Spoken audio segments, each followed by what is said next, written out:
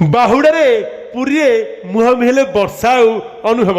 ଦର୍ଶକ ବନ୍ଧୁ ଓ ବର୍ଷା ପ୍ରିୟଦର୍ଶିନୀ ଆଉ ସୁପରଷ୍ଟାର ଅଭିନେତା ଅନୁପ ମହାନ୍ତି ପୁଣି ଥରେ ଏବେ ମୁହାଁମୁହିଁ ହୋଇଛନ୍ତି, ସାମନାସାମନି ହୋଇଛନ୍ତି ପୁରୀରେ। ପ୍ରଥମେ ଅଭିନେତା ଅନୁପ ମହାନ୍ତି କୁଆଡ଼େ ଯାଇଛନ୍ତି ନିଜ ନୂଆ ଦିଲ୍ଲୀ ବାନ୍ଧବୀ ନୂଆ ପତ୍ନୀ ଜାଗୃତି ଶୁକ୍ଲାଙ୍କ ସହ ଯାଇଛନ୍ତି ପୁରୀକୁ। ଆଉ ପୁରୀରେ ବୁଲାବୁଲି କରିଛନ୍ତି, ଜଗା ଦର୍ଶନ କରିଛନ୍ତି, ଆଉ ରଥ ଜଗାର ଟାଣିଛନ୍ତି। ପୁରୀ ବଡ଼ଦାଣ୍ଡରେ ଅଭିନେତା ଅନୁପ ମହାନ୍ତି ଜାଗୃତି ସହିତ ମିଶିକରି ଟାଣିଛନ୍ତି ରଥ।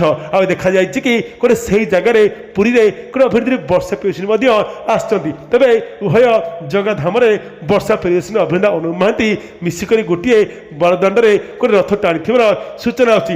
ବଡ଼ଦାଣ୍ଡରେ ମହାପ୍ରଭୁଙ୍କ ଦାଣ୍ଡରେ ପୁଣି ଥରେ ଏକାଠି ହୋଇଛନ୍ତି ବର୍ଷା ଆଉ ଅନୁଭବ। ତେବେ ଏହି ମୌକାରେ ଅଭିନେତା ଅନୁପ ମହାନ୍ତି ବର୍ଷାଙ୍କ ସହିତ କିଛି କଥା ନ ହୋଇ ଚାଲି ଯାଇଥିଲେ ମୁହଁ ବୁଲାଇ। ଆଉ ପାଖରେ ରହିଥିଲେ ନୂଆ ପତ୍ନୀ ଜାଗୃତି ଶୁକ୍ଲା।